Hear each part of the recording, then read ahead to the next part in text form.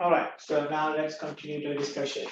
So right now your concept of understanding is my standard deviation is actually the sum of each deviation. That means the sum of the value of each data, how it deviates from the mean. That means the deviation of each value of data from the mean.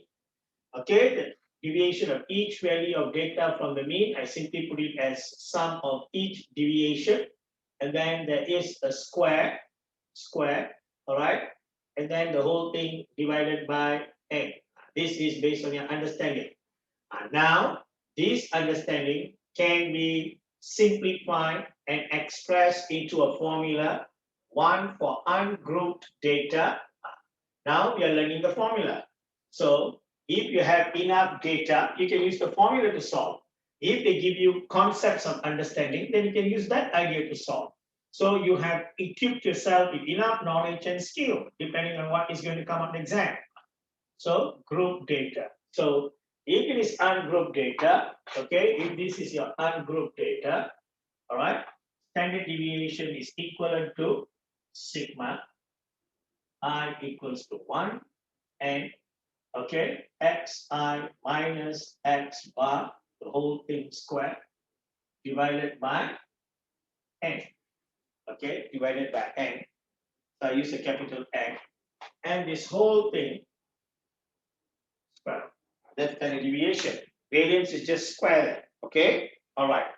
Now, in the event, if it is a group data, then it will be sigma equals to, okay, the whole thing. You have, sorry, square root.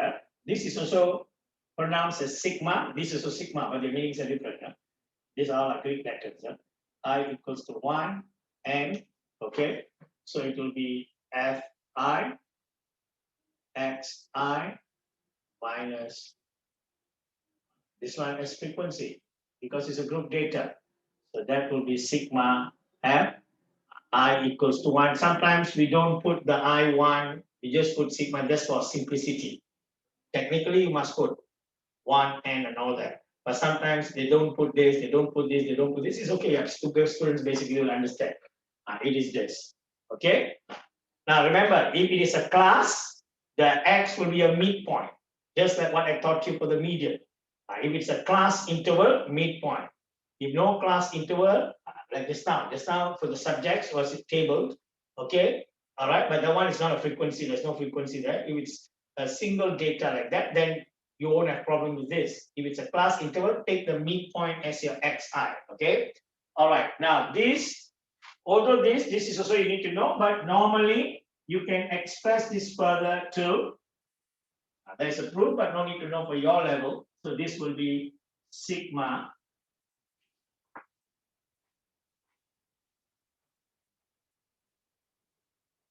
I equals to 1 and x I squared over n minus. Okay, so this one is the mean square.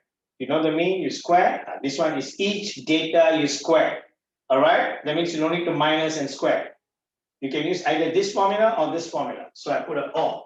That means they both are the same. All right, okay, all right. Same here, it will be or this sigma I equals to 1 and okay fi xi square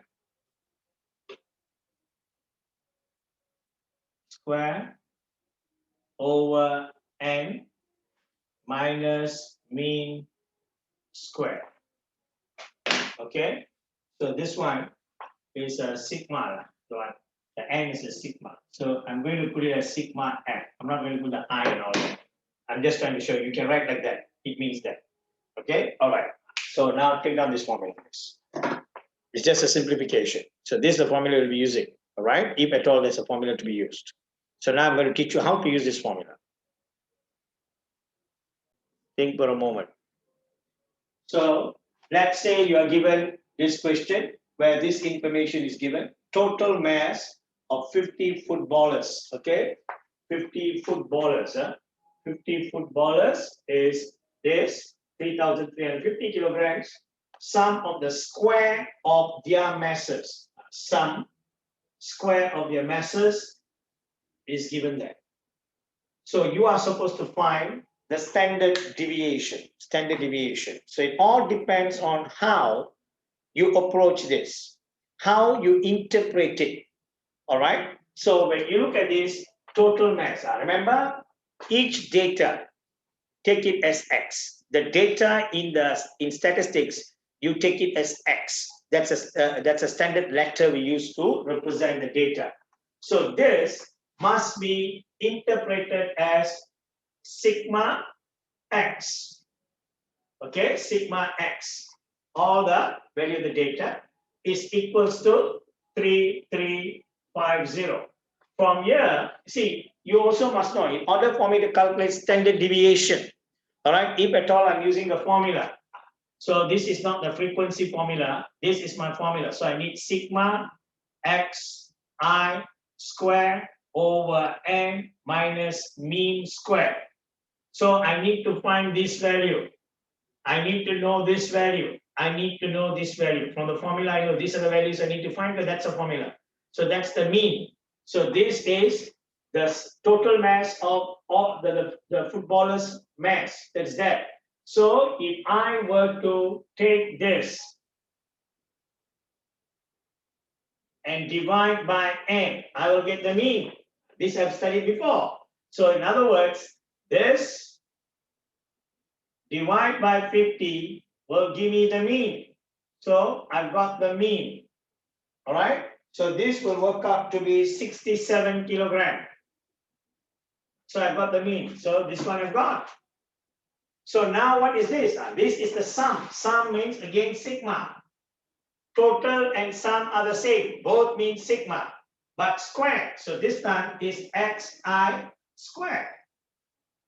Okay. This is no square. This is square. This is equivalent to 224,818. So this is this. So do I know this? Yes, I know that. Do I know this? This is 50 footballers, 50. Do I know this? I just looked up. So you already got all the information. Therefore, standard deviation is equivalent to, I can see how you make use of that. Is equivalent to 224,818. Square this. Sorry. That is the square. Don't go and square this, sorry. It's already been squared. This is already the square. The whole thing is that divide by, so be focused, don't go and square this. Sometimes make a careless mistake. You go and square this. This value is already squared. So divide by 50 minus the mean value, 67. This one you square, and that's your answer. So your answer will work out to be 2.713 kilogram to 4 significant figures. All right. This is how you make use of the information and how you interpret it to answer the question. All right. So I hope you understand. All right. Please take it down.